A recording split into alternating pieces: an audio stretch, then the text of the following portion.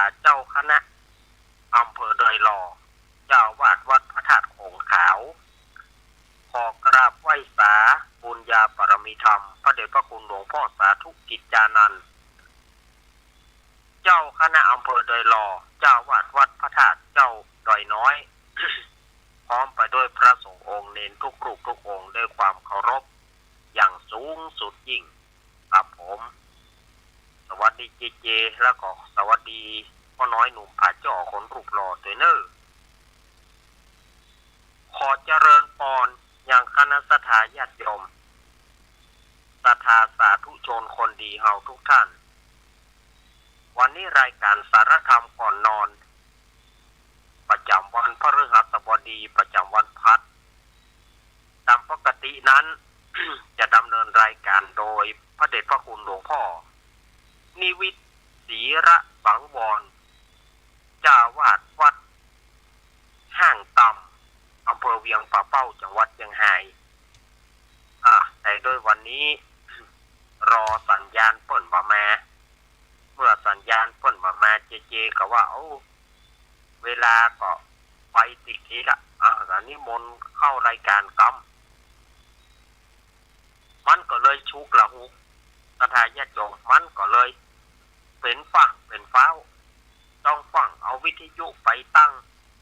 ต้องฝั่งมาทำต้องเอาโต๊ะเก้าอี้อย่างเข้ามาก็ต้องมานั่งที่ให้เรียบร้อยก็มันกระจาไปหน่อยหนึ่งเนาะจ้าไปหน่อยหนึ่ง มันเป็นรายการสดมันจึงมีปัญหาหน่อยสถานญาติโยมรายการสดในเมื่อสัญญาณท่านอื่นเปิ้นมาเนี่ยเขาก็เลยได้เข้าเมื่อเขาได้เข้ามันก็ชุกละหุกชุลมุนชุลเกกับไปหน่อยหนึ่งหวังว่าสถานญาติโยมคงบอกว่ากันเนาะรายการนี้วันนี้ก็ได้มาปะกับตนตัวเก้ากับผมอาตมาภาพสามเณรรักฝันโยนานวัดสันเมืองตำบลหนองร่องอำเภอเวียงหนองร่องจังหวัดลำพูนมาเป็นผู้ดำเนินรายการทางสถานีวิทยุแห่งนี้อันมีสถานีวิทยุคลื่นพระพุทธศาสนาการศึกษาและวัฒนธรรม 104.50 วัดไผ่หินตำบลสุเทพอำเภอเมืองจังหวัดเชียงใหม่โดยเมตตาธรรมของท่านอาจารย์ท่านพระครูสมุวิสุวัฒน์วรกิจโจสถานีวิทยุวัดพระบาทอุดมน้ำบ่อซาวา 100.25 เมกะเฮิรตซ์อำเภอฝางจังหวัดเชียงใหม่โดยเมตตาธรรมของพระเดชพระคุณหลวงพ่อสุจิตตานุรักษ์ด็อกเตอร์ท่านอาจารย์จำเริญโชติธรรมโมสถานีวิทยุห้วยตองซักเรดิโอ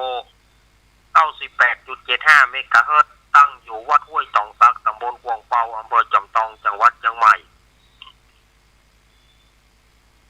โดยเมตตาธรรมของหลวงพ่อวาปีวรมานิชกับท่านอาจารย์ชวริตชยวังโสสถานีวิทยุมนเสียงธรรม 106.25 เมกะเฮิรตซ์ตั้งอยู่วัดบุพารามตำบลจังคืออำเภอแม่แจ่มจังหวัดเชียงใหม่โดยเมตตาธรรมของพระเดชพระคุณหลวงพ่อมงคลวิสิทธิ์และก็ท่านปรัตอุทัยทั้งสองท่านสองอุทัยสถานีวิทยุชุมชนคนเหนือเขื่อนบ้านดงดำอำเภอฮอดจังหวัดเชียงใหม่สถานีวิทยุแม่วางเรดิโออำเภอแม่วางจังหวัดเชียงใหม่สถานีวิทยุชุมชนคนเมืองลี้วัดพระธาตุ5 ดวงอำเภอลี้จังหวัดลำพูนโดยพ่อครูเสน่ห์จินาจันทร์สถานีวิทยุบ้านแป้นเรดิโอบ้านแป้นอำเภอเมืองจังหวัดลำพูนสถานีวิทยุสีคำเรดิโอจังหวัดน่านสถานีวิทยุแม่ขจารโมเดิร์นเรดิโอ 94.50 เมกะเฮิรตซ์และก็107โดยพ่อน้อยสุวรรณแม่อนงพรหมมินทร์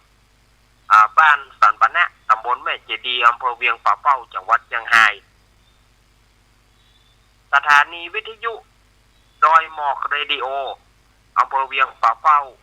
สถานีวิทยุเวียงป่าเป้าเรดิโอสถานีวิทยุของคุณโยมดารุณีสถานีวิทยุ วิทยาลัยสงฆ์นครลำปาง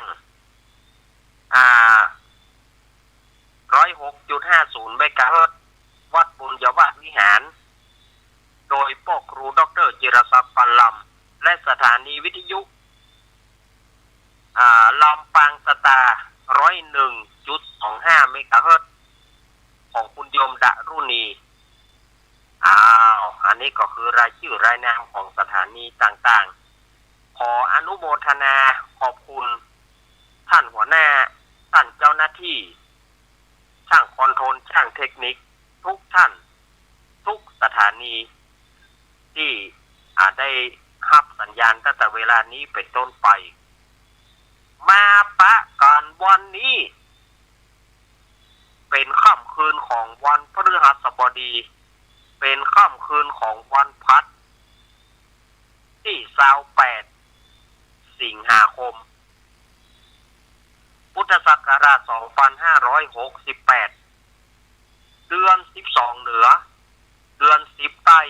ออกมานี่5ค่ำวันนี้5ค่ำเนอะ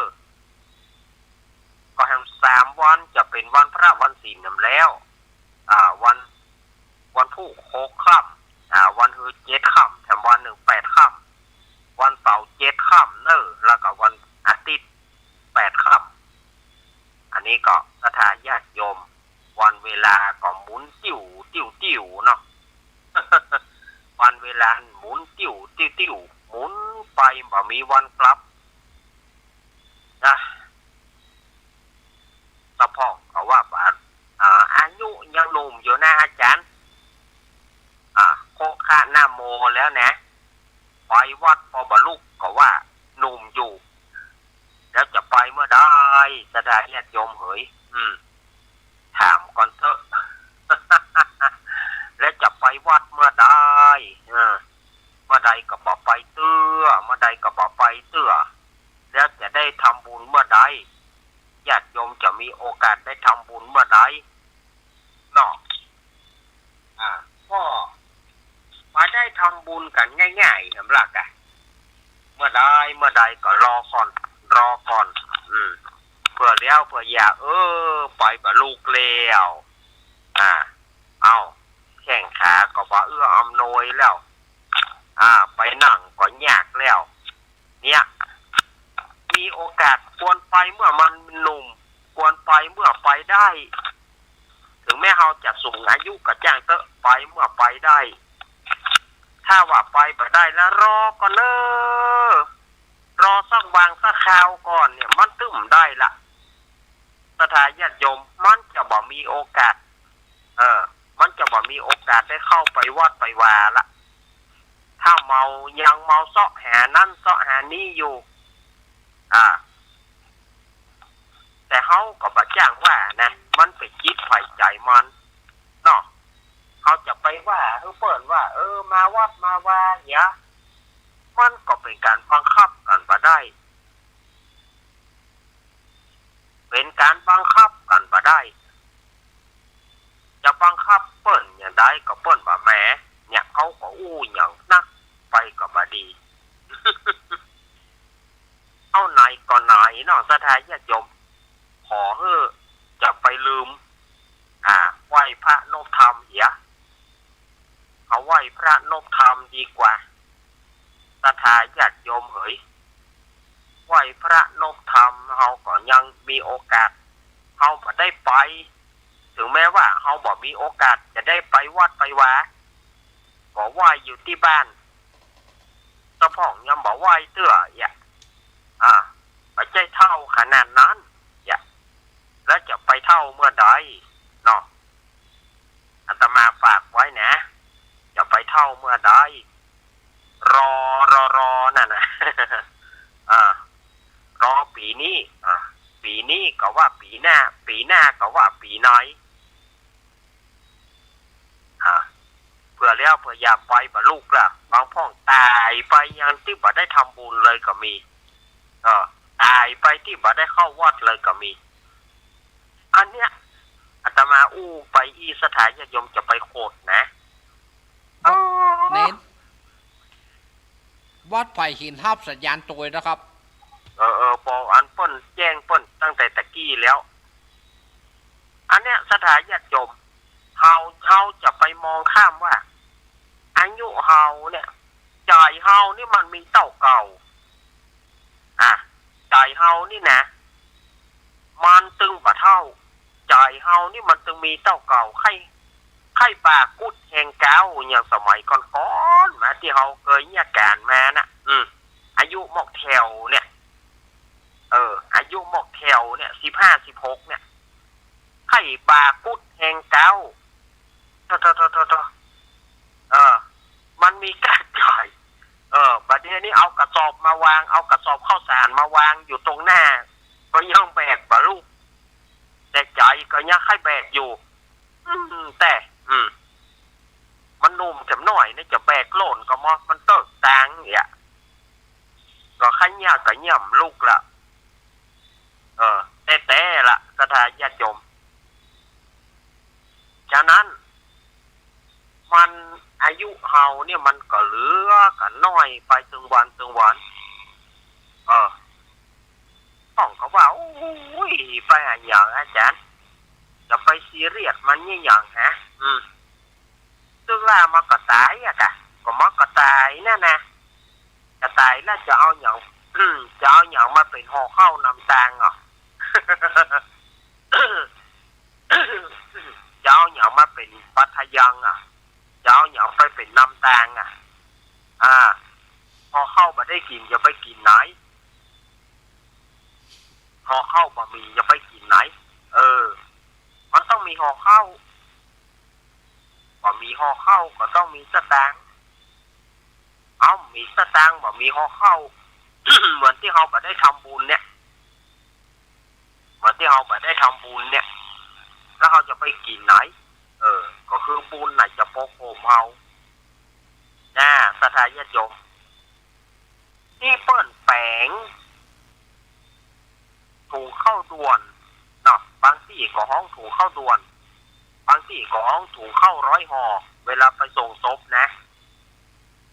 เวลาที่ไปส่งศพส่งซากเนี่ยเปิ้นจะมีเปิ้นเขาว่าถูกเข้าด่วนหรือว่าถูกเข้า100 ห่อบางที่ก็เขาว่าถูกเปี้ยวแต่มันก็เป็นถูกเข้าห่อนั่นนะถูกเข้าห่อญาติโยมประเดียวมันก็ถึงมีถ้าจะไปส่งศพก็ต้องแบ่งห่อเข้าแบ่งห่อเข้าแล้วเอาใส่ถุงเปี้ยวนะสบายแล้วบางคนถามว่า ท่านอาจารย์ถุงเปี้ยวหรือว่าถุงเข้าด่วนเนี่ยเปิ้นมีไว้อย่างเปิ้นเอาเปรียบเทียบว่าคนตายไปน่าจะได้กินเปิ้นเปรียบไว้ว่าเปิ้นว่าเอาคือคนตายไปเอาไปกินตั้งหน้าเนอะที่แท้คนตายมันได้กินบ่หมู่ส่งศพนั่นนะหมู่ไปส่งศพหมู่เฝ้าศพนั่นนะอยากที่เข้าก็เตะหัวท่านนะก็คือเปิ้นเปรียบเทียบไว้บ่ได้ว่าเอาคือคนตายนำไปกินนำไปเป็นห่อข้าวนำไปเป็นเสบียงไปหน้าที่แต่คนตายจะไปได้กินอย่างก็คนส่งศพคนเฝ้าศพนั่นน่ะกะเป็นผู้มากิน เปิ้นเอาเปรียบเทียบกันไว้บ่ได้ว่าไปหน้าก็เอาห่อข้าวเนี่ยเนอะไปกินเอาห่อข้าวเนี่ยเนอะไปเป็นเสบียงกลางไปเป็นห่อข้าว ไว้เอาไว้กินกลางตางเอาไว้กินไปหน้าเนอะอ่ะแต่ความจริงนั้นน่ะ บ่ได้กินความจริงจะต้องทำบุญเนี่ยการทำบุญ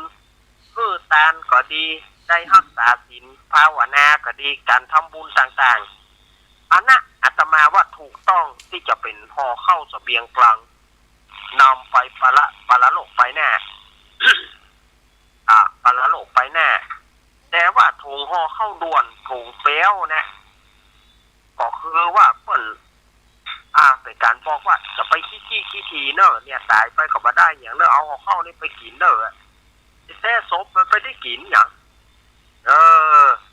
คนเฝ้าบุกะคนส่งบุกะคนเฝ้าบุญ เฝ้าพอมันไหม้กับไหม้สุแม่เนอะอู้หอมเงินวัดวายอยู่ดีมีสุขอยากสิเข้ากับเตะถงเปี้ยวนั่นนะเตะห่อเข้าคนบอกเข้า100 ห่อเนาะเข้า100 ห่อก็อิ่มแล้วลูกโมที่ส่งศพนะ โมที่ส่งศพก็อิ่มแล้วลูกอย่างเก่งกับท้อเข้าล่ะกินทอดตีนเข้าปั้นปอแล้วเหรอ เนาะกินทอดตีนบางทีกับปลาปิ้งตวงเนี่ยกับปอแล้วกันเนาะ ถงเปี้ยวนี่ถงเป่ามันนี่นะงัวเนอะงัวควายเป็นสะเดางัวควายเป็นสะเดางัวควายเป็นเตียวจกไปจกมาน่ะมันเป็นสะเดาเนี่ยเพราะเอาเจ็ดงัวควายเจ็บแข้งเจ็บขาเนี่ยเอาเจ็ดที่มันหายเนอะมันเป็นยาเหมือนกันนะถงเป่าถงเปี้ยวนี่นะหลังจากที่ใส่เข้าแล้วก็เปิดกระยิเตะเข้าออกก็ไปเบาเปิดกระยิเผาเหี้ยถงเปี้ยวถงเปี้ยวถูเข้าด่วนนะมันแก้งัวควายเป็นสะเดาเตียวไปแข้งขามันจกไปจกมาน่ะหรือว่ามันเจ็บแข้งเจ็บขาก็เอาถงเปี้ยวไปเจ็ดได้เนอะขอกับสับปะเลอฮั่นขอถงเปี้ยวนี่เนอะจะเอาไปเจ็ดเพื่องัวเพื่อควายมันเป็นสะเดาเฮ้ยมันเตียวจกไปจกมาเนี่ยมันก็เป็นยาได้นะ ถงเปี้ยวนี่มันก็เป็นยาได้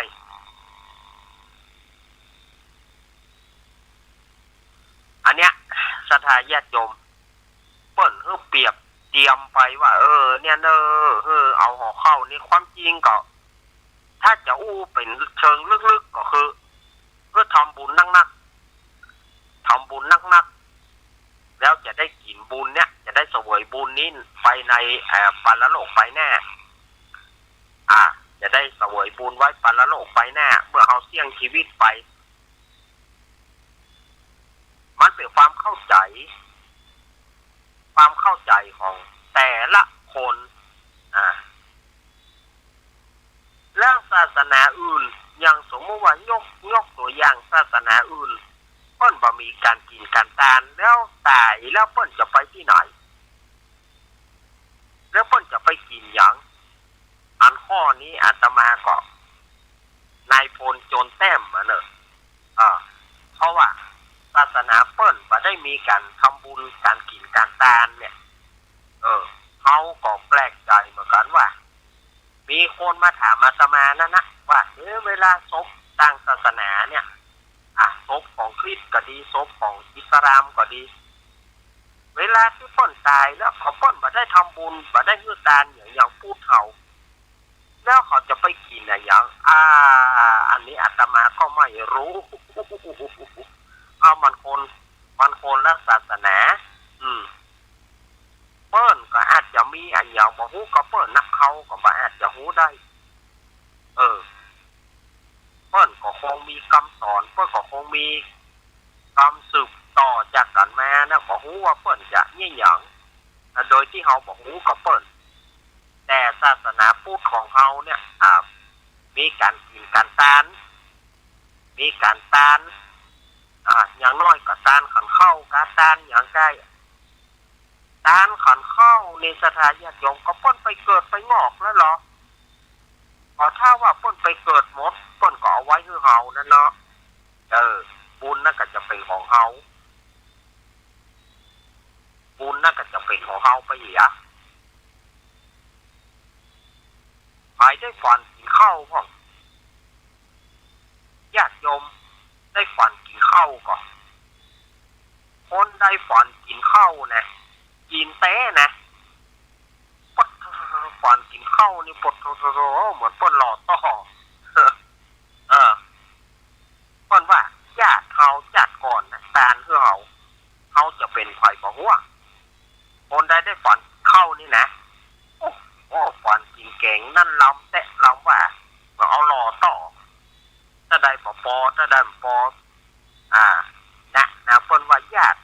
น้องจัดก่อนเขาทานเขาจึงมาฝันกินข้าวแล้วก็กินนักนะกินจนสะดุ้งตื่นมาอิ่มสะดุ้งตื่นมาอิ่มทันที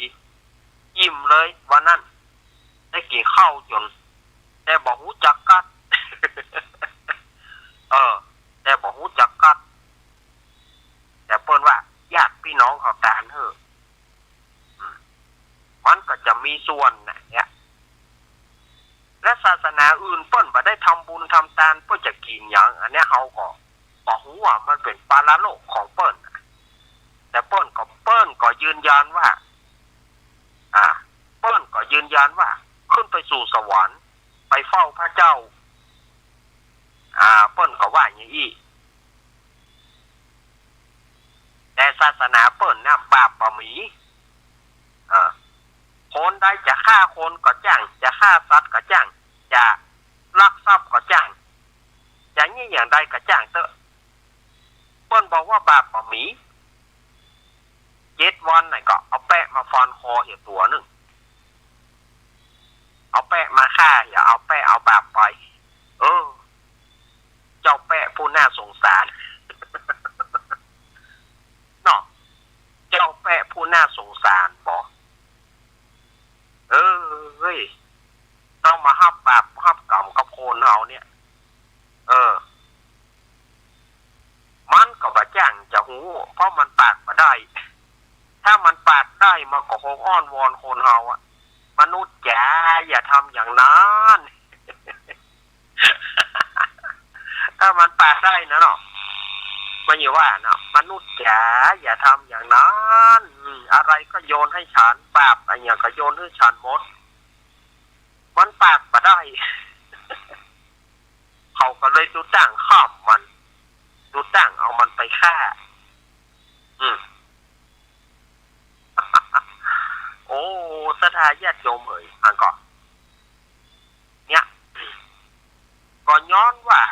บาปบ่มีเนี่ยคนมันเลยบอกหัวบาป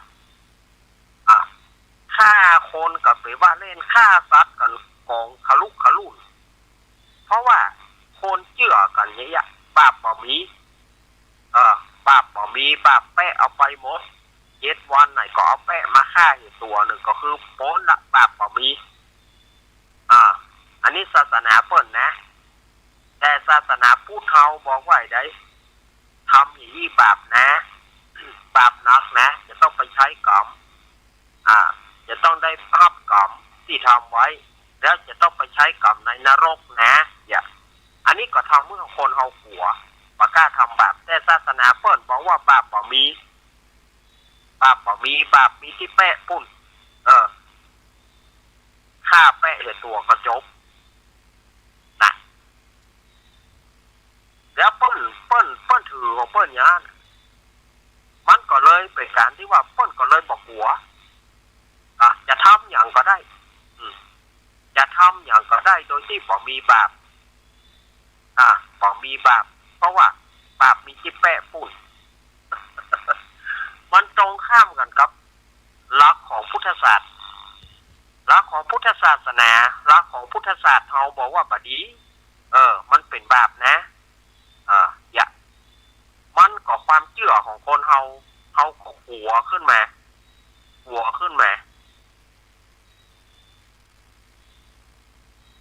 สมัยบัดเดียวนี่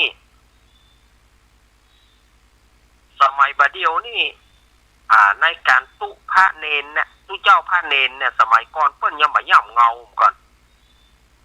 ก็ขี่รถถีบอยู่หานพระเนนเปิ้นลงโทรถลงจุงรถกันก่อนแต่บัดเดียวเนี่ยคนบัดเดียวนี่เขาบอกหัวโจรเป็นโจรนะเขาบอกเจ้าว่าพระคุณเจ้าท่านบอกเจ้าว่ามาเคารพนอบน้อมมาใจคนบัดเดียวว่าบาปมีไหนบาปแหบเข้าเขาบอกแหวงยามแรงจีไฟบึ้งเขาว่าบาปแหบเข้าเขาบอกแหวงยามแรงจีไฟบึ้งมันตึงหมีละเนี่ยบัดเดียวเฮาก็อย่าไปเอาลัทธิของเปิ้นมาใจเหมือนกันนะ โดยบ่เชื่อเรื่องบาปบาปเรื่องบุญเป็นตัวอย่างใดเกิดมายังบ่ได้หันบุญกำเตื้ออย่างที่ตุลุงทองเล่าไว้เนาะตุลุงทองเล่าไว้หมอนั่นคนข้ามเหือหับพระธุดงค์เป็นไทยเหรอหับพระธุดงค์ข้ามฝั่ง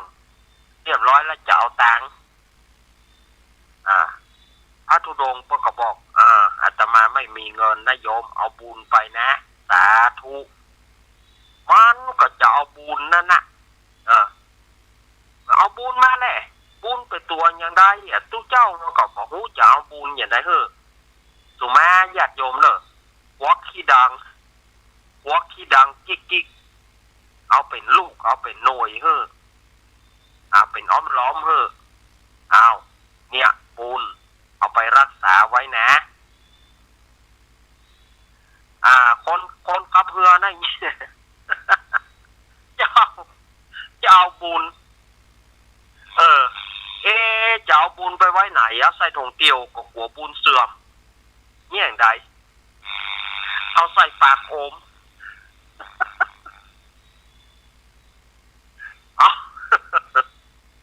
เอาใส่ปากโอมมันเป็นขี้มูกขี้ดังเนาะมันเกมนี่ค่ะตู้เจ้า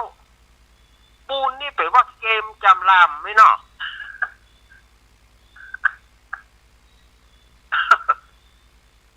เนี่ยเวลาญาติโยมนะคือบุญคือความสุขใจเนี่ยที่อาตมาก็เคยอู้มานะบุญคือความสุขใจบุญคือที่เขาทำแล้วเขาเฮือตานแล้วเขามีความสุขใจน่าอ๋อว่าบุญบาปคือความทุกข์ใจบาปเขาทำอย่างเขาทุกข์ใจน่าเพราะเขาว่าตัวบาปตัวบุญก็คือว่าเขามีความสุขแต่บางคนบอกเข้าใจบุญบอกเคยหันบาปบอกเคยหันจานฟ้าบอกมีปันละโลกหน้าบอกมี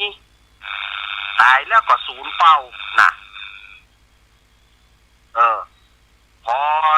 เดือนปีใหม่มาเดือน12 เปงมาก็คือเปิดการกับเข้าหมอถามว่าตายแล้วบอกมีอย่างตายแล้วก็ศูนย์ก็ไม่ได้ยังคือเปิดการกับเข้าเนี่ยสถานญาติโยมความเชื่อของคนเฮาเนี่ยบางคนก็บอกว่าบ่มีวิญญาณคนเฮาตายแล้วบ่มีวิญญาณสมัยอาตมาอยู่กรุงเทพ เคยได้ได้ถกเถียงกับเพื่อนนั่นนะมันบอกว่าวิญญาณบ่มีวิญญาณเนี่ยบ่มีแล้ววิญญาณบ่มีจะอยู่ได้อย่างไรเพราะว่าสุมาญาติโยมเนอะพ่อแม่นอนด้วยกันพ่อแม่นอนด้วยกันเกิดเป็นตัวขึ้นมานั่นแหละแต่วิญญาณบ่มีเขาบอกว่าเขาวิญญาณบ่มีแล้วคุณจะใหญ่ไปอีกแล้วเชื่อว่าตายแล้วเนี่ยได้ตายแล้วเขาจ้อยว่องบ่มีวิญญาณบ่มีวิญญาณตายแล้วก็เลี้ยวแต่ในหลักของพุทธศาสนาก็บอกว่าวิญญาณเนี่ยมีถอยเข้าไปฟังเรื่องวิญญาณน่ะถ้าเปิ่นบวชเปิ่นเป็กไปฟังป้าน้อยป้านานป้าห้องป้าลูกเกี้ยวเปิ้นว่าวิญญาณของคนเฮาเนี่ยเต้าเส้นผมผ่า8เส้นผมเฮาน้อยหมอกใดแล้ววิญญาณแล้วมันเส้นผมเฮาน้อยมาวิญญาณของเฮามันน้อยกว่าเส้นผมแล้วผ่า8 ซี่เส้นผมเส้นเดียวแล้วผ่า8 ซี่สถานญาติโยมลองคิดพอเถอะมันน้อยหมอกใดมันมีวิญญาณมันมีแต่ว่ามันไม่มีตัวตนนะวิญญาณนี่นะมันก็เป็นอนัตตามันไม่มีตัวตนถึงมันจะมีก็จะหารได้เนี่ยที่ว่าเนี่ยประวัติเต้าเส้นผมตัดมนผ่าในวิญญาณคนเฮานั้นมีน้อย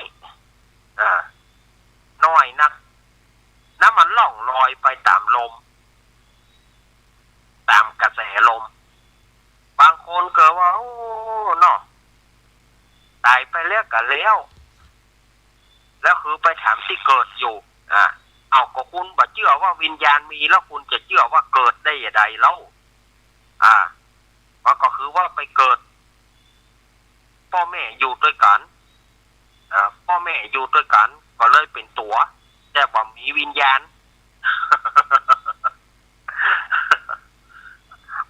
มันเป็นไปบ่ได้มันก็ต้องมีคนเฮาเนี่ยถ้าวิญญาณบ่มีก็คือคนจีไฟอย่างเดียวเท่านั้นมันมีแล้วโลกเมื่อมันบ่มีมันก็บ่รับรู้แล้วเนี่ย วิญญาณบ่มีก็บ่รับรู้แล้วเนี่ยมันก็จีไฟบึ้งได้แหละกะก็มันมีวิญญาณก็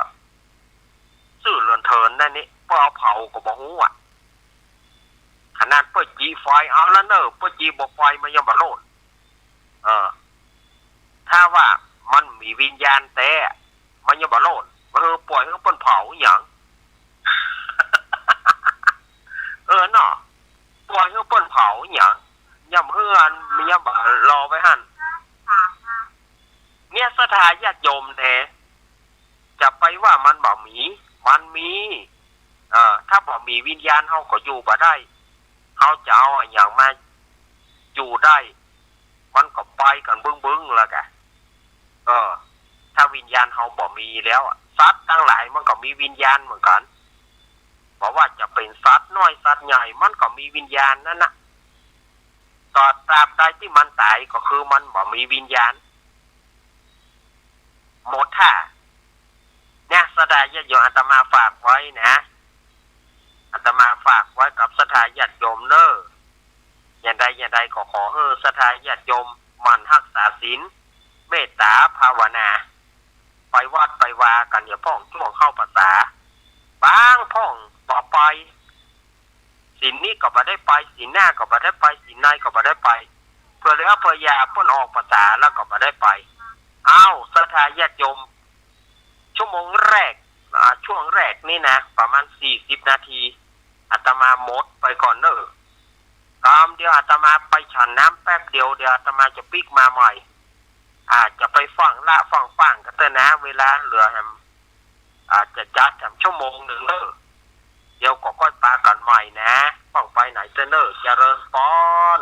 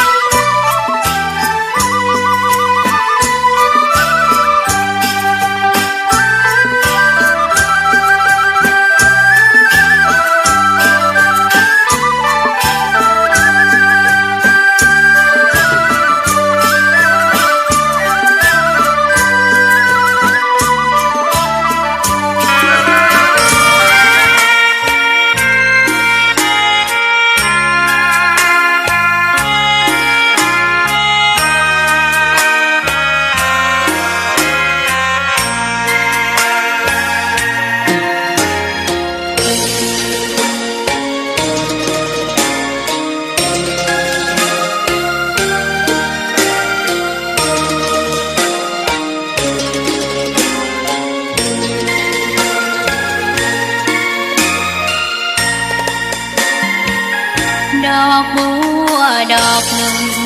ตึงใจไว้เพื่อบูชาแด่องค์พระศาสดาสัมมาสัมพุทธเจ้ามีความงามเงียบไม่ เปรียบเทียบเขาเทียบเราใครมองไม่งามช่างเขาแต่เจ้าก็คือดอกบัวด้วยความสัตย์ซื่อยึดถือความดีเป็นหลักใครรักไม่รักก็ไม่จมปลักมองมัวเมื่อโผล่พ้นน้ำก็เห็นความงามในตัวไม่ยึดติดในตมชั่วขอเป็นดอกบัวดอกดีใครไม่มองว่าบัวงามเด่นแต่บัวก็เป็นดอกบัวทุกวันอย่างนี้ไม่อยากเด่นดังแต่มุ่งหวังในทางเด่นดีเกิดมาเพื่อสร้างบารมีถวายชีพนี้บูชาดอกบัวดอกน้อยเฝ้าคอยคนที่ใจบุญมาโอบเอื้อเกื้อกูลรู้ค่าของบุญเก็บบัวขึ้นมาเพื่อสร้างความดีและเสริมบารมีดังว่าใช้ดอกบัวนี้บูชาพระสัมมาสัมพุทธองค์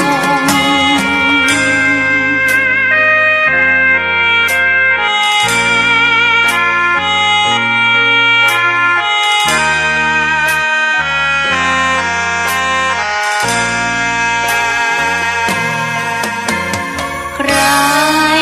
ไม่มองว่าบัวงามเด่นแต่บัวก็เป็นดอกบัวทุกวันอย่างนี้ไม่อยากเด่นดังแต่มุ่งหวังในทางเด่นดีเกิดมาเพื่อสร้างบารมีถวายชีพนี้บูชาดอกบัวดอกน้อยเฝ้าคอยคนที่ใจบุญมาโอบเอื้อเกื้อกูลรู้ค่าของบุญเก็บบัวขึ้นมาเพื่อสร้างความดี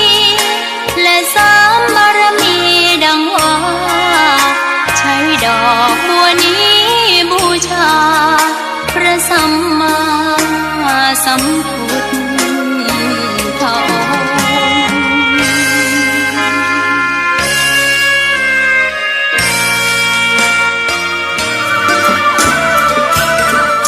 องค์ จากที่สูงเรียก1669กระดูกหักเรียก1669บาดเจ็บกระดูกสันหลังเรียก1669ไฟฟ้าช็อตเรียก1669ไฟไหม้น้ำร้อนลวกอย่างรุนแรงเรียก1669จมน้ำเรียก1669ถูกยิงเรียก1669ถูกแทงเรียก1669อุบัติเหตุจราจรเรียก1669ช็อกหมดสติเรียก1669ปวดท้องกล้าฉุกเฉินมีน้ำเดินตกเลือดเรียก1669เจ็บป่วยฉุกเฉินและบาดเจ็บจากอุบัติเหตุเรียก1669รวดเร็วปลอดภัยมีประสิทธิภาพบริการ24ชั่วโมง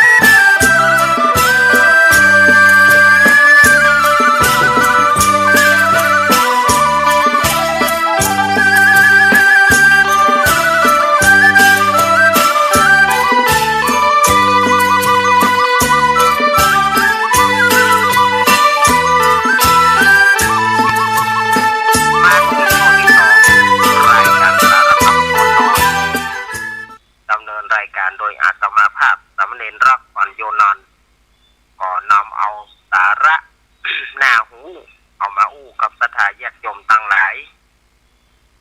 เพราะว่ามันเป็นช่วงกลางภาษาเมื่อมันเป็นช่วงกลางภาษาเขาก็อู้กันเรื่องบุญเรื่องกุศล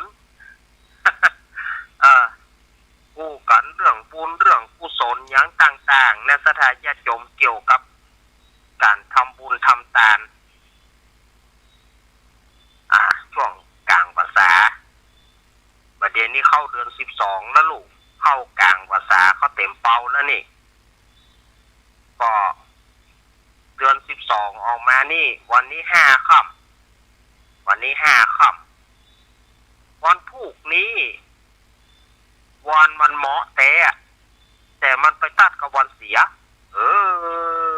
ใจบ่ได้มองทะแหล่งไปเลยใจบ่ได้ เพราะว่าอย่างเพราะว่ามันเป็นวันเสียแล้ววันพุธนี้เกตตกที่นอนวันพุธนี้นะเกตตกที่นอนจะไปย้ายจะไปเอาหมอนผ้าห่มสาลีออกตากเพิ่นว่าเกตตกที่นอนบอกควรไปย้ายที่นอนในวันศุกร์มันจะเป็นอย่างใดมันจะเป็นโม่งกระต่ายโม่งกระแตอย่างกระจังเถอะล่ามันไว้หั่นนะ ล่าไว้หั่นนะวันใหม่ก้อยแปงก้อยตึงก้อยตากเอาป่าเดียวนี้ถึงได้ตากก็ตัวบ่ได้ตากดีเพราะว่ามันเป็นหน้าฟ้าหน้าฝนเนาะ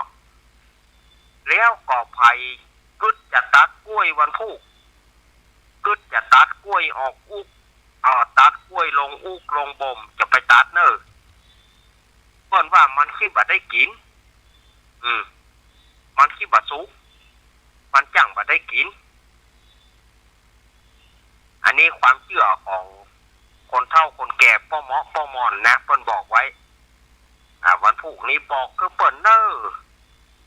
เปิ้นอาตมาก็เอาสืบมาจากคนเฒ่าคนแก่นั่นนะเปิ้นสอนสมัยเป็นละอ่อนไปหน้าไปตามาเพื่อคิงบอกคือเปิ้นเนอะจะไปเอากล้วยลงอุกเนอะมันจังบ่สุกมันบ่ได้กินถ้าว่าจะตัดก็ตัดวันใหม่นี่เปิ้นว่าอย่างนี้นะคนเฒ่าคนแก่แต่ก่อนเปิ้นสอนไว้อาตมาก็จดจำเอาจำเอาก็เอามาอู้กับสถานญาติโยมต่างหลายเนาะ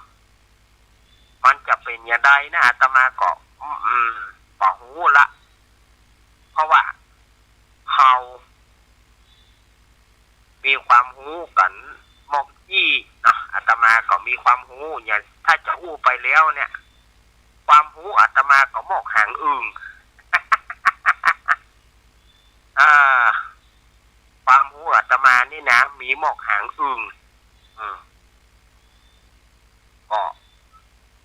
มันก็พอที่จะอู้จะยากับสถานญาติโยมพอเล็กๆน้อยๆ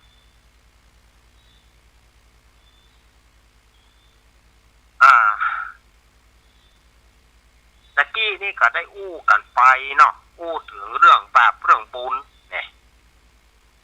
ศาสนาของเฮาเพิ่นเชื่อเรื่องบุญเรื่องบาปแต่ศาสนาของเปิ้นก็เชื่อว่าบาปเปิ้นก็เชื่อเรื่องบาปเหมือนกันแต่เปิ้นบอกว่าบาปบ่มีที่เปิ้นในการฆ่าแปะตัวนึงก็จบเนี่ยคนมันก็เลยบอกหัวอย่างกันคนมันก็เลยบอกหัวว่าเพราะว่าบาปเชื่อกันนะบาปบ่มีเชื่อกันบ่มีบาปแปะเอาไปแล้วอย่าง มันก็เลยภัยไข้เนี่ยอย่างใดก็เนี่ยภัยไข้พิษจารีตประเพณีอย่างก็พิษได้ภัยไข้ฆ่าคนก็ได้ฆ่าสัตว์ก็ได้เพราะว่าเพิ่นเชื่อว่าบาปบ่มี โอ้สถานญาติโยมเอ๋ยเฮามาฟังดูเนาะมันก็ขลึกไว้นะถามว่าขลึกก็ขลึกใจเหมือนกันนะ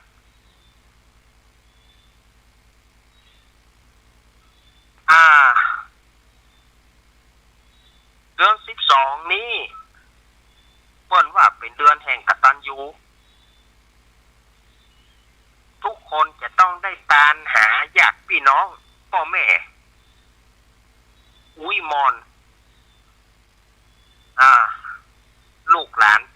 ไปเปิ้นว่าคือตานไปเนอะพอเปิ้นป่วยมาถ้าบ่ได้กินถ้าบ่มีญาติโยมถ้าบ่มีญาติพี่น้องตานเปิ้นก็จะเอาโซ่เล็กมาเผาไฟแดงจักแข่งไปยังหมูยังหมาฉะนั้นเปิ้นว่าคือตานเนี่ยเนอะก็เป็นเดือนกตัญญูบางที่เปิ้นก็จะมีสาลาดบางที่เปิ้นก็จะมีตานสังตานธรรมบางที่เปิ้นก็แป่งปล่อยข้าวสังเพื่อตานหาญาติทั้งหลายมันจะมีในช่วงเดือน12เนี่ยนะในเป็นเวลา1เดือนเนี่ยพ่องก็เริ่มตานพ่องก็ทยอยตานกันละพ่องก็บ่ได้ตานเตื้อพ่องก็บ่ได้ตานเตื้อ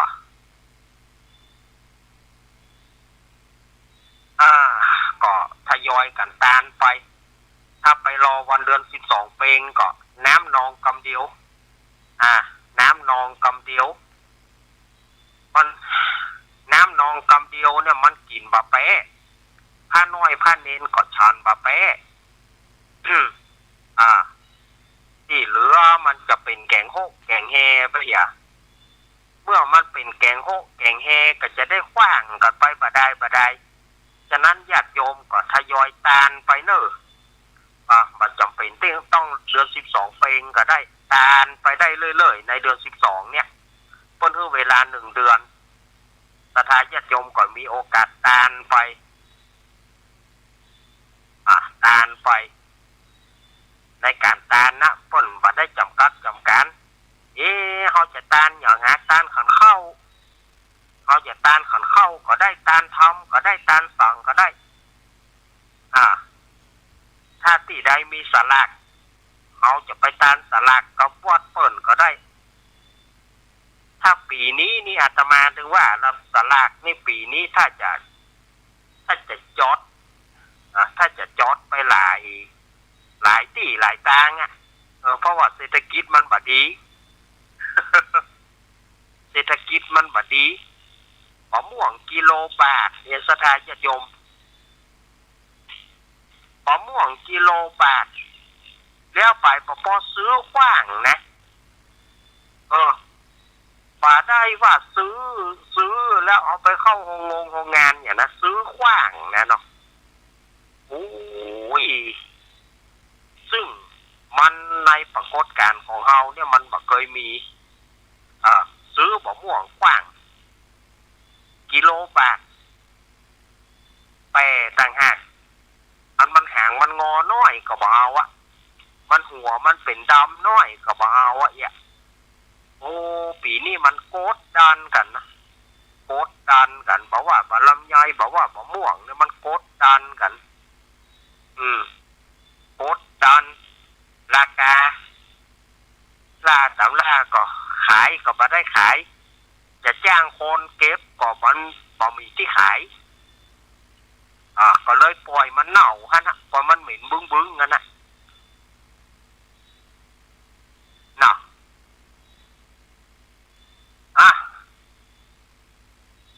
เฮาก็เนี่ยใดมันเฮาเป็นเกษตรกรหลังสู้ฟ้าหน้าก็สู้ดินนั่นนะกสิกรแข็งขังคือกระดูกสันหลังของชาติไทยจะเรืองอำนาจเพราะไทยคือชาติเพราะไทยคือชาติกสิกรเอาก็อยู่ไปถูกก็จำเป็นได้อยู่แปลงก็จำเป็นได้อยู่นอกศรัทธาญาติโยมเข้าแปลงก็จำเป็นได้ซื้อเข้าถูกก็จำเป็นได้ซื้อยังของมันอยู่กับเปิ้นแต่ราคาอยู่กับเปิ้นกดลงก็จำเป็นได้ลงบ่ลงของเฮาเน่าถ้ามาเจออย่างปีนี้ก็ตายครับตายลูกเดียวตายลูกเดียวตายบ่ฟื้นบ่คืนน่ะตายอย่างบ่เดียวนี้เนาะ วันนี้อ่ะอย่ามาเล่นละครหรือฟังเนอะ อย่ามาเล่นละครหรือฟังละครประกอบเพลงแล้วกำเดียวอาตมาจะถามปัญหาสถานญาติโยมแก้ไขเครียดไปสถานญาติโยมคลายเครียดกันไปวันนี้อาตมาจะเอาละครมาเล่นเป็นละครเพลง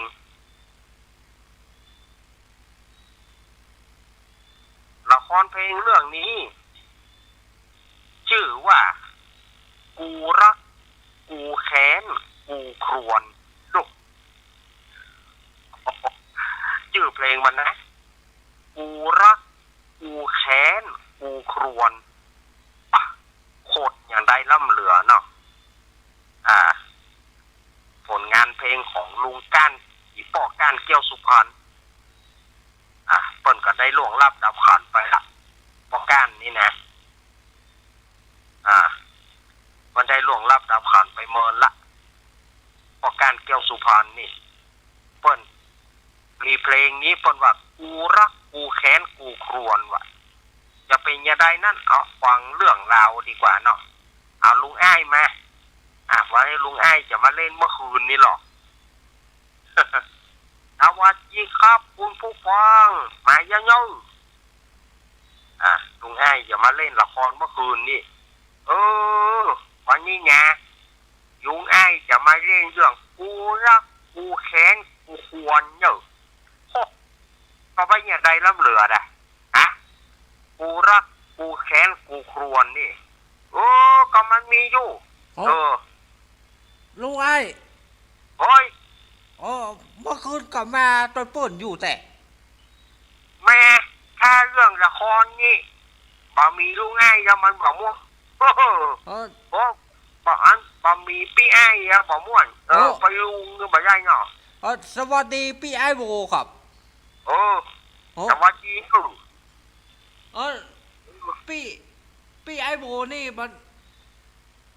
เอาวางปิ๊กไปบ้านแถมหนึ่งวางเจออย่างหูหน้าวัดสัตว์เมียงท่านเด้อครับไฟฉายก็มีนี่เอาไฟฉายส่องเข้าเนอะวันนี้เนี่ยเฮ้ยจะไปเย็นอย่างนั้นไงลุงไอ้มาแล้วเนาะมันเป็นอย่างนี้อันเรื่องเล่ามันอยากจะเล่าให้ฟังเนาะไอ้ก้อนโบมั้ยนะครับมันมาโชงป่อมันมาอยู่นอกปุ่นอยู่นอกห้องโชงปุ่นนอกห้องปุ่นอันนี้เนี่ยลุงไอ้มันมีที่มาที่ไปอย่างไรก็อันนี้เนี่ยสมัยนั้นเนาะกูก้านนี่เนี่ยมันมีแฟนชื่อว่าลื่นแฟนของปูก้านนี่เนี่ยมันชื่อว่าลื่นแต่ภายหลังมาเนี่ยสมัยก่อนปูก้านมันหายว่าเขาเปิดนะแจ๊กปูก้านมันหายขญาจะในสมัยนั้นก็จะเรื่องมีดเรื่องปืนไอ้จึงชู้มาได้ฆ่าคนเป็นร้อยและในที่สุดเนี่ยก็มีแฟนชื่อลื่นเนี่ยไปหันใส่แฟนชื่อลื่นเนี่ยก็เกิดไปฮักเมื่อไปฮักเดียวก็เลยว่าชวะหมดมีดก็ชวะปืนก็ชวะเมื่อไปฮักลื่นเขาซ้ำไปยุโยงว่าลื่นเนี่ยไปฮักเสือไปฮักโจรไปฮักเสือหาว่าไปฮักเสือลื่นนี่ก็เลยจะหนีปูก้านหูยานก็เลยโคตรลื่นเหยกูก็อุตส่าห์นี่คือมึงได้แง่ก็ย้อนกูฮักมึงคนเดียวแง่มึงชอบมาหนีจากกูกูฮักกูแค้นกูควรไปจะได้ก็เพื่อกู ลายลิ้นก็เพื่อมึงนะเนอลื่นเนออีเนี่ยในเพลงมาว่าอีเนี่ยโอ้เนาะอย่างไรก็ลองฟังพออยู่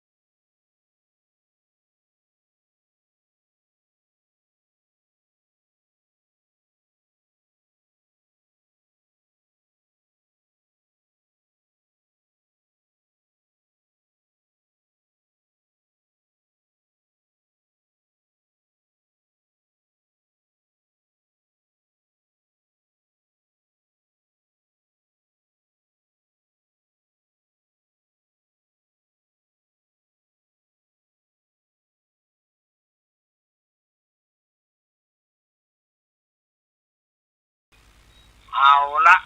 พระทาญาติโยมทั้งหลายวันนี้ก็อาตมาจะเอาปัญหามาตายสถาญาติโยมเนอะเพลงนี้นะชื่อเพลงว่ากูรักกูแค้นกูครวญจากการคำฮ้องของพ่อก้านแก้วสุพรรณพ่อก้านนี้ชื่อแต่ว่ามงคลหอมระรื่น เกิดที่จังหวัดสุพรรณบุรีเนาะพ่อก้านนี่นะขณะที่ไปสมัครร้องเพลงสมัยนั้นหานเปิ้นประกวดร้องเพลงพ่อก้านเนี่ยเป็นเนนอยู่และจะไปร้องเพลงก็เปิ้นไปสมัครก็เปิ้นขอประกวดร้องเพลงเปิ้นบอกว่าเนนป่าได้ตัวเป็นเนนแล้วจะมาสมัครประกวดร้องเพลงไปได้ยังไง ก็เลย ซึกไปก็เข้าไปประกวดร้องเพลงก็ชนะเลิศขึ้นมาเนาะอันนี้คือพ่อก้านแก้วสุพรรณนี่นะสมัยนั้นเป็นสามเณรมงคลหอมระรื่นนะไปสมัครรู้สึกว่าจะไปสมัครอยู่กับวงของครูปอชื่นประโยชน์แต่ว่าครูปอบ่ฮับเพราะว่าเป็นสามเณรจะไปประกวดร้องเพลงได้ยังไงก็เลยลงมา ใช้ชีวิตเป็นนักร้องจนถึงวาระสุดท้ายเนาะ วาระสุดท้ายก็ได้ล่วงลับดับขันไปอาตมาจะถามศรัทธาญาติโยมเนอะเพลงกูรักกูแค้นกูครวญเนี่ยอาตมาอยากจะถามว่าใครเป็นผู้แต่งใครเป็นผู้แต่งคือกับป้อก้านแก้วสุพรรณข้อกอไก่สุรพลสมบัติเจริญขอไข่ปอชื่นประโยชน์คอควายเบญจมินงองูไพบูลย์บุตรขัน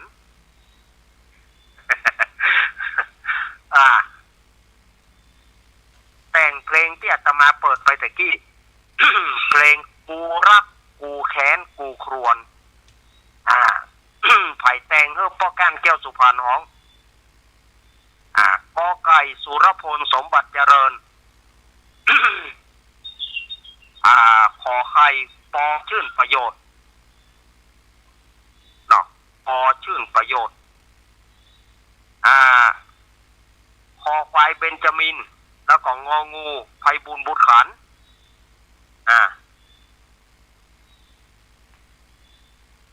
เนาะสดาญาติโยมถ้าไผอยากจะตายปัญหาก็มาเนอ0837611775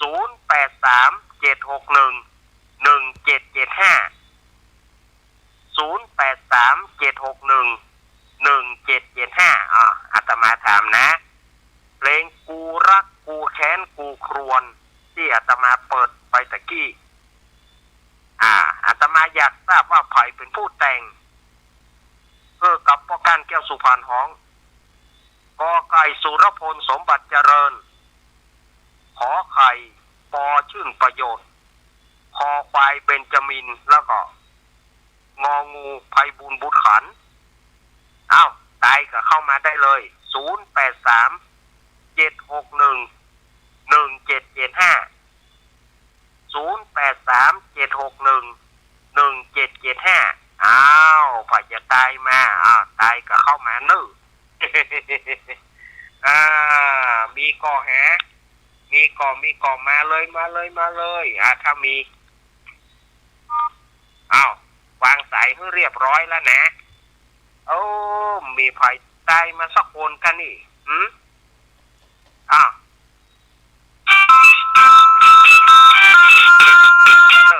ยารุนปอนมาตรการครับบอกแฟนพันธุ์แท้ครับให้แฟนพันธุ์แท้ว่าจะได้คำตอบสุดท้ายคือปอชื่นประโยชน์ครับเนาะอันนี้ให้ว่าปอชื่นประโยชน์เนาะเรื่องการเนาะถ้าขั้นเสียงเป็นละครนี่ม่วนขนาดเลยครับแต่งเสียงเนาะม่วนขนาดเลยครับแต่งเสียงละครน่ะขอบคุณตอนนี้เล่นละครกันเนาะทำให้ใครเครียดจะเล่นละครเลยจะม่วนเลยครับขอบคุณน้องเล่นใหญ่นะครับขอบคุณพี่ไอ้แฟนพันธุ์แท้เนอะนมัสการครับตีพ่องนะไอ้นะแฟนพันธุ์แท้เหยไปเจริญปอนทุกท่านไม่สาจะนิดนักติดตาจะไม่โทรหาแม่โทรจากไหนแม่อินทนินอยู่แม่แม่อินทนินแม่สูนน้อยอำเภอฝางเจ้าหักเลยจากเดียวนี่มันต่อว่าแหงฮักบอกเขาบอกเนี่ยวันนี้แม่จะหนักเข้าเนี่ยแต่แย่ดาวขันดาวขันที่มนถ้านี่เปิดมาขับในบ้านเขาดิแม่ก็อ้วนใจตานที่บ้านเนาะมันเข้าออกไปแบบได้เนี่ยยกไปจังน้อยออกไปแบบได้กับตานที่วัดนั้นตานที่บ้านฮะเนาะตานที่บ้านฮะเนาะตานที่บ้านนั้นมันไปบ้านแบบใต้ไม่ได้ไปนอนวัดนอนมาไม่ได้ไปวัดอย่างเงี้ยซัพเปอร์น่ะเอารายการธรรมะแน่เนอะอันนี้เราก่อนแล้วเจ็ดส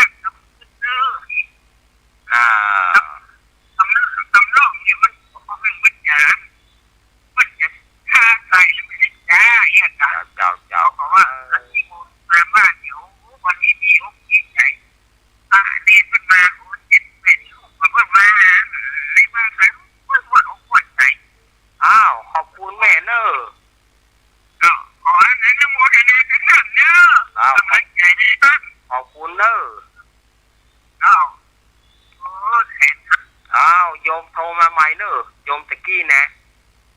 เนาะเอาไปจะตอบปัญหาไปจะตอบปัญหาก็อาตมาเนอะตะกี้เพลงกูเจริญปอนแม่น้อมแม่น้อมว่าจะได้ตอบเพลงนะจะให้ตอบเพลงนะไผ่บุญบุญขันข้ององูเนาะเดี๋ยวก้อยว่ากันเนาะเดี๋ยวจะเฉลยให้เนาะถ้ามันแน่นอนอย่างนะเนี่ยก้อยว่ากันเนอะช่วงนี้นะแม่เฮ้ยวัดโสมกับโยมโจรนะ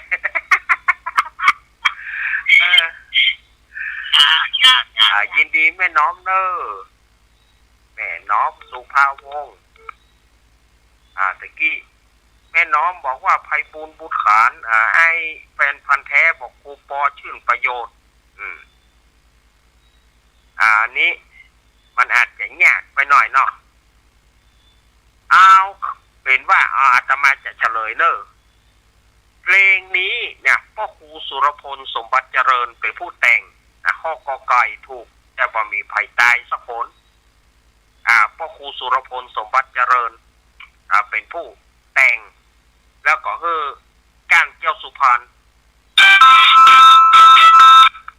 เจริญปอน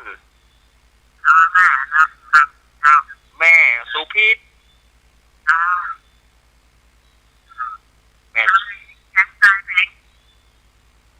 แม่สุพิษว่าแม่ตัวแฟนพันธุ์แท้เนาะถูกยินดีแม่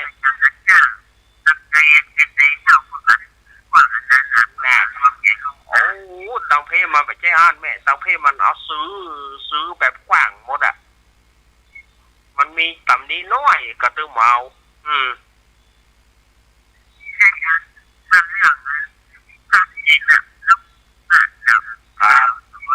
น่ากะเนาะยินดีแม่สุพิษเนอะยาวสู้เข้าไป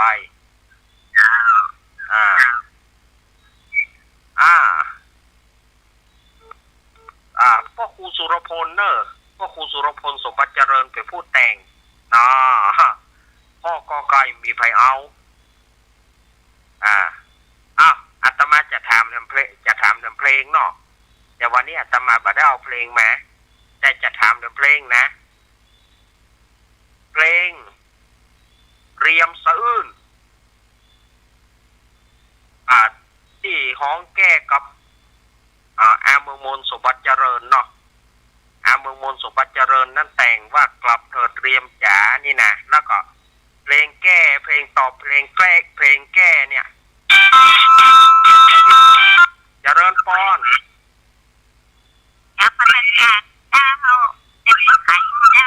แม่บัวไข่ชื่อยังแม่บัวไข่ว่าจะได้ข้ององูมันเลี้ยวไปละเดี๋ยวก็ฟังช้อยใหม่เนาะเจ้าอันนี้นะเพลงที่ตะกี้เนี่ยเพลงแก้เพลงกลับเถิดเรียมจ๋าของเมืองมนสมบัติเจริญแต่เป็นชื่อเพลงว่าเรียมสะอื้น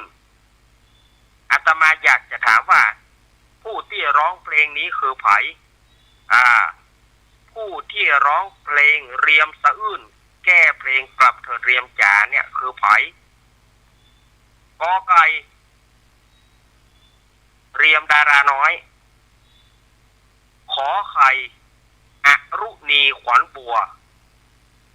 คอควายเตือนใจบุญพระรักษา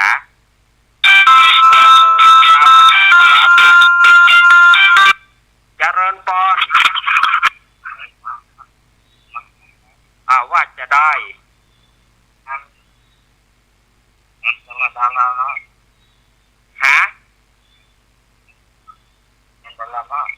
เรียมดาราน้อยเนาะอันนี้จากไหนนี่ไอ้ซุกเนาะ นี้อยู่ไหนก็กันแล้วอ๋ออ๋ออ้าวยินดีไอ้ซุกเนอร์เดี๋ยวกันแกไอ้เอ๋ยฟังช้อยให้มันจบกันแกเพลงเรียมสะอื้นเนี่ยอาตมาอยากจะถามว่าใครเป็นผู้ฮ้องกอไก่เรียมดาราน้อยขอไข่อรุณีขวัญบัวคอควายเตือนใจบุญพระรักษาแล้วก็งองูภาวนาชบาไพรอ้าวตอบกันเข้ามาเนอะตอบกันเข้ามากอไก่เรียมดาราน้อยขอไข่อรุณีขวัญบัวคอควายเตือนใจบุญพระรักษาแล้วก็งองูภาวนาชบาไพรเอาตอบกันเข้ามาได้เลยตะกี้มีไอ้สุกนี่เปิ้นแต่ก่อนเปิ้นอยู่จอมตองแล้วเปิ้นมาอยู่พระบาทตากผ้าเนาะ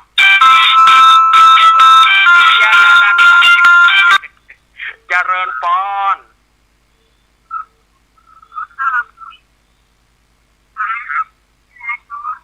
เรียมดาราน้อยเนาะอันแม่โทรจากไหนฝัง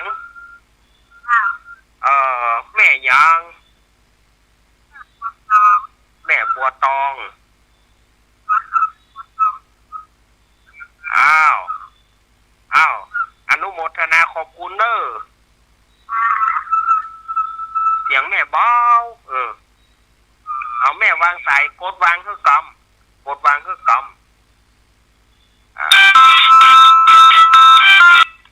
เจริญปอนนมัสการครับผมเป็นคนแพ้ครับมาอีกรอบนะครับมาอีกรอบเนาะเอามาคำตอบสุดท้ายคือเรียมดาราน้อยครับเนาะเรียมดาราน้อยผู้ร้องเนาะเรียมเอาขอบคุณโอ้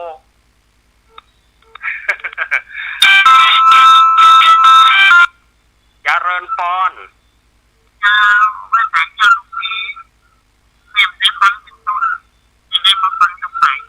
แม่พี่สมัยอ๋อ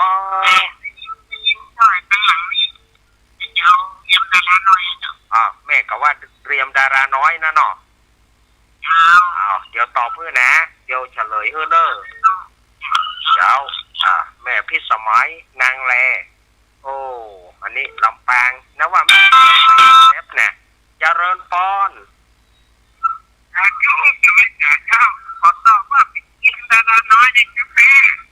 แม่อินทนินโอ้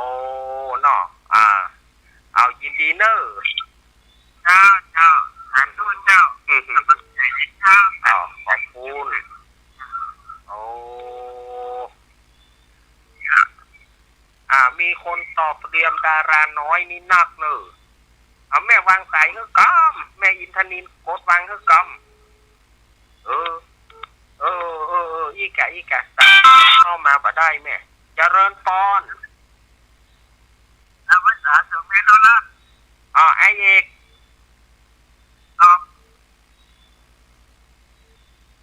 ไอเอกว่าไอเอกว่าฝ่ายก็ภาวนาชบาไพรพ่ององูไอเอกเนอะไอเจริญปอนแม่เอากอไก่เรียมดาราน้อยแม่สุพิษ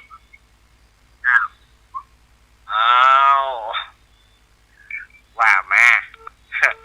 าไอ้เด็ดตายปัญหาเอาไปว่าตายปัญหาเนาะถูกบอกว่ากันเพลงเรียมสะอื้นเพลงแก้กับกลับเถิดเรียมจ๋านี่นะอาตมาอยากถามว่าใครเป็นผู้ฮ้องเนี่ยกอไก่เรียมดาราน้อยขอไข่อรุณีขวัญบัวคอควายเตือนใจบุญพระรักษา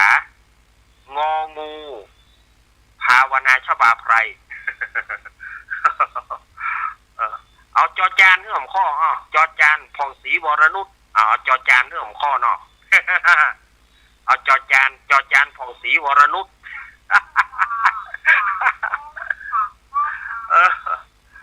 อ้าวมีอยู่ก็ใครจะตายเข้ามากอไก่เรียมดาราน้อยขอไข่อรุณีขวัญบัวคอควายเตือนใจบุญพระรักษางองูภาวนาชบาไพรจอจานผ่องศรีวรนุชเอา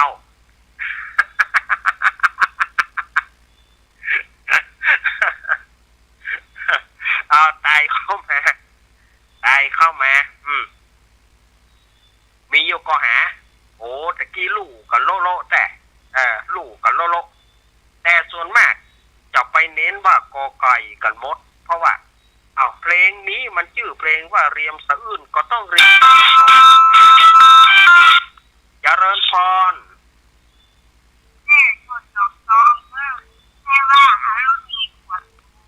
แม่ชื่อแม่หยังแม่เหลียวเนาะแม่เหลียวตอบข้อขอไข่อรุณีขวัญบัวเดี๋ยวได้เฉลยให้เนอะเจ้า เดี๋ยวไปถูกก็ว่าเจริญพร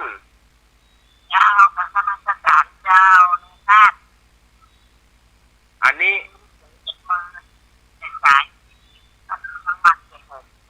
แม่สายเนาะแจ้โฮมแม่สายจะตอบปัญหาก็อีแม่ไปพูดเลยพอเอาจอจานเนาะพองศรีวรนุชเนาะเจ้า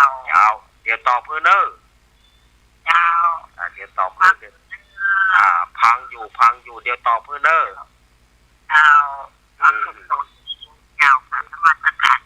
ยินดีเนอะ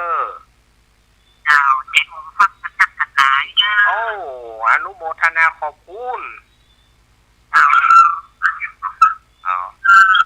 แม่กดวางฮึกชิมแม่สายกดวางฮึกชิมเดี๋ยวสายอื่นจะเข้ามาอยู่นั่นขอบคุณเจริญพร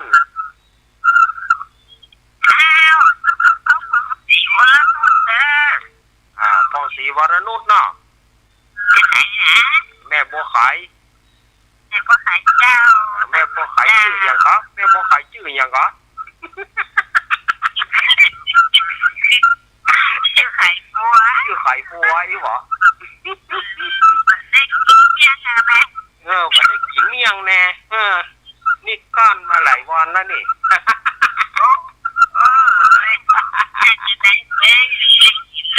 ก็ว่านะเอายินดีเนอะแม่เนอะ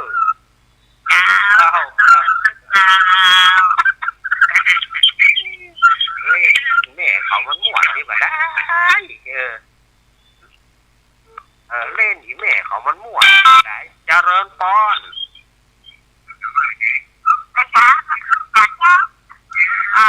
โทรจากไหน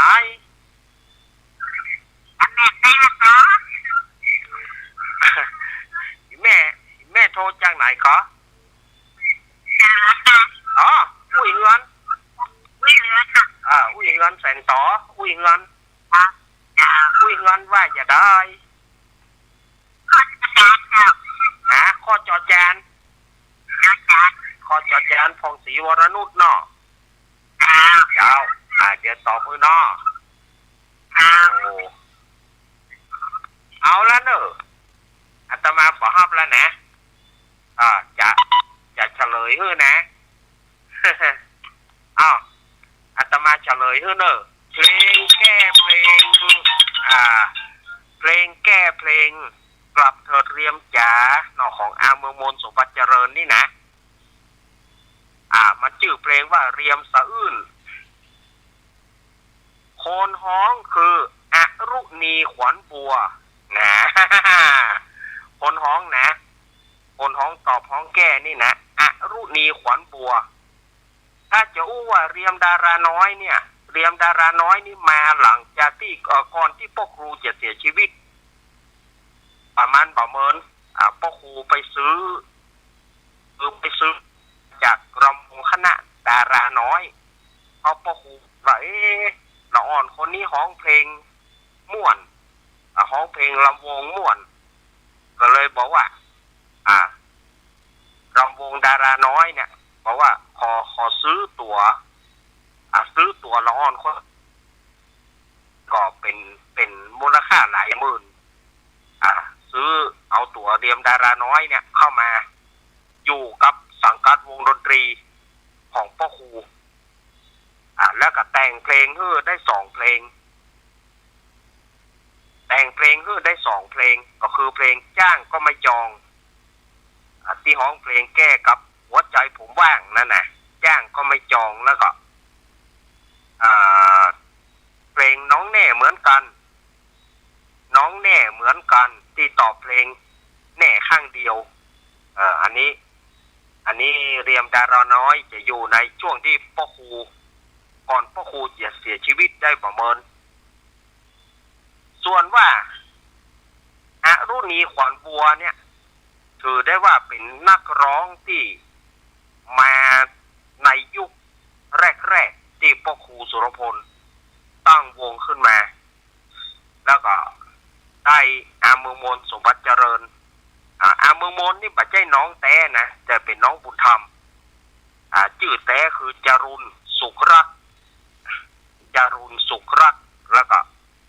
มาแต่งเนื้อว่าเมืองมนเอานามสกุลไอ้คิงเนี่ยเอานามสกุลไอ้คิงเนี่ยก็คือชื่อใจสมบัติเจริญไปเลยแต่ภายหลังมาก็ไปพิษไอ้ยันเนี่ยไปห้องเพลงรับเชิญไปห้องเพลงที่อื่น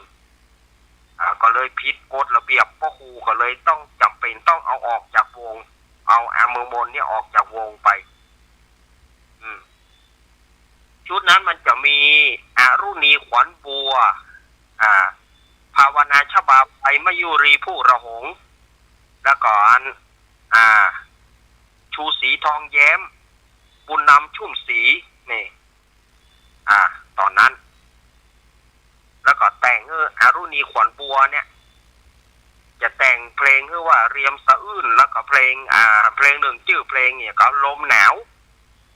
ลมหนาวอรุณีจะร้องได้2 เพลงแล้วก็จากนั้นก็รู้สึกว่าจะออกจากวงพ่อครูไปลาจากวงพ่อครูไปร้องได้2 เพลงท่านนะอรุณีเนี่ยมีชื่อว่าอรุณขวัญบัว มีชื่อว่าอรุณขวัญบัวพ่อครูสุรพลก็เลยบอกว่าอรุณอาจจะแต่งให้เอาอรุณีนะเอาสระอีใส่ ใส่สระอีลงไปเป็นอรุณีมันจะสวยกว่าไม่ต้องเอาละอรุณเนี่ยเอาสระอีใส่เป็นอรุณีขวัญบัว ก็เลยเป็นอรุณีขวัญบัวเนาะแม่เหลียวเนอะถูกเนอะแม่เหลียวจอมตองเนาะแม่เหลียวจอมตองบอกว่าอรุณีขวัญบัวแม่เหลียวถูกคนเดียวนอกนั้นข้อกอไก่งองูจอจาน กอไก่งองูจอจานอย่างนักโดยเฉพาะจอจานแม่พองศรีคนใดก็ว่าเพลงนี้แต่ที่แท้เนี่ยข้อขอไข่เขายกเว้นไปยกเว้นไปข้อขอไข่คืออรุณีขวัญบัวเป็นผู้ฮ้องโดยการแต่งของพ่อครูสุรพลเนี่ยแต่งคือเมืองมนแล้วก็เลยหาว่าจะเอาผักแก้ดีก็เลยเอาอรุณีนั่นแหละเองนั่นแหละร้องแก้กับไอ้เมืองมนมันก็เลยแต่งเพลงเนี่ยกับอรุณีขวัญบัวฮ้อง อันนี้อาตมาก็มีข้อมูลน้อยๆนะแล้วเอามาคือสถานญาติโยมบ่ได้เลิกเป็นการเล่นการจากันเอามาเป็นการเล่นกันจากันบ่ได้เนอะว่าสถานญาติโยมจะไปคิดเน้นรักนี่นะมันเป็นโรคประสาทความดันมันสูงบ่ได้เป็นโรคประสาทบ่ได้ความดันนี่ก็มันสูงอยู่แล้วแต่ว่าบ่ได้เป็นโรคประสาทอย่างสักอย่างเอามาเล่นเอามันม่วนบ่ได้เอามาเล่นเอามุก บาไดนะเต้นเอาม่วนบาไดอันนี้ศรัทธาญาติโยมฟังกันเอาม่วนแล้วกันนอกมาถ้าไปคิดอะไรไม่ต้องไปคิดอะไรมากคิดมากทำไมคิดมากมันก็บ่ม่วนนะเนาะเขาฟังกะเรื่องไอ้ยังต่างๆอะเรื่องข่าวอันใดมันก็บ่ม่วนอันใดมันอุ้ยเนาะเอาฟังเอาฟังอันเนี้ยรายการนี้ขึ้นมาเนี่ยมันม่วนดีวันนี้อาตมาแตนเปิ้นนะแตนหลวงพ่อนิวิตศรีละสังวรเจ้าวาดวัดห้างต่ำอู้ถึงห้างต่ำเนอะลุงโคมสาราวุธเนาะลุงโคมสารานะห้างต่ำเนอะก็เติงหาเสมอเนอะแม่น้อยพองพันน้องนโมใส่ถ้าอย่าเป็นบ่าวแล้วเนาะน้องนโมนะถ้าจะเป็นบ่าวแล้วก็หามาหาหลวงลุงเลยเนาะมาหาก่อนเลยเนอะน้องนโมกับน้องอย่างก็น้องการ์ตูนน้องการ์ตูนหลานของลุงโคมเนาะน้องนโมน้องการ์ตูนลุงไอ้เมียง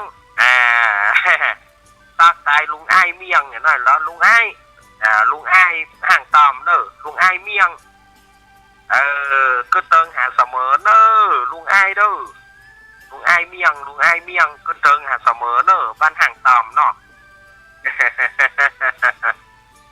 ก็เติงหาเสมอเนอะก็เติงหามีโอกาสป่วยหลวงเนอะลุงโค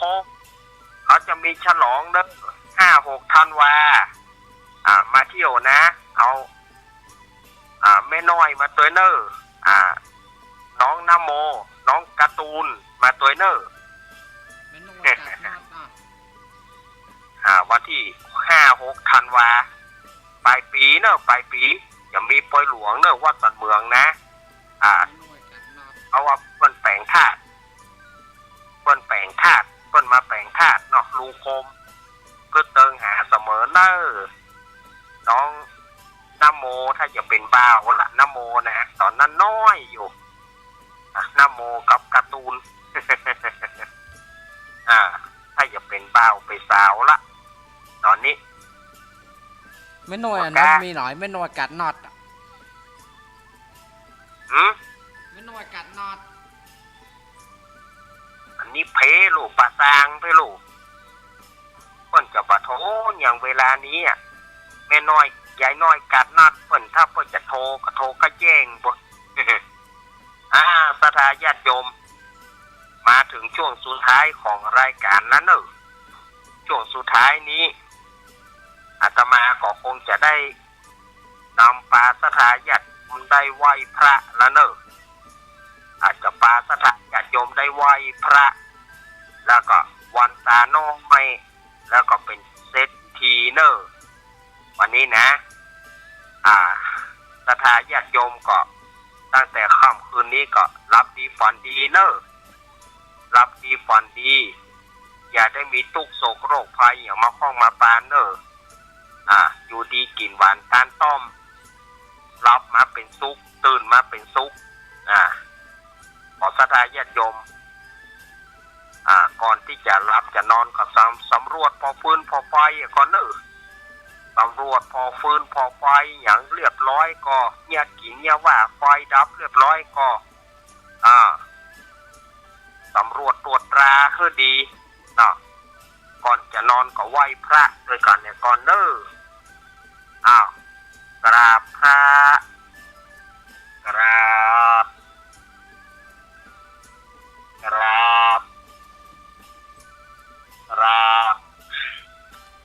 อรหังสัมมาสัมพุทโธภะคะวาพุทธังภะคะวันตังอภิวาเทมิกราบสวากาโตภะคะวะตะธัมโมธัมมังนะมัสสามิกราบสุปฏิปันโนภะคะวะโต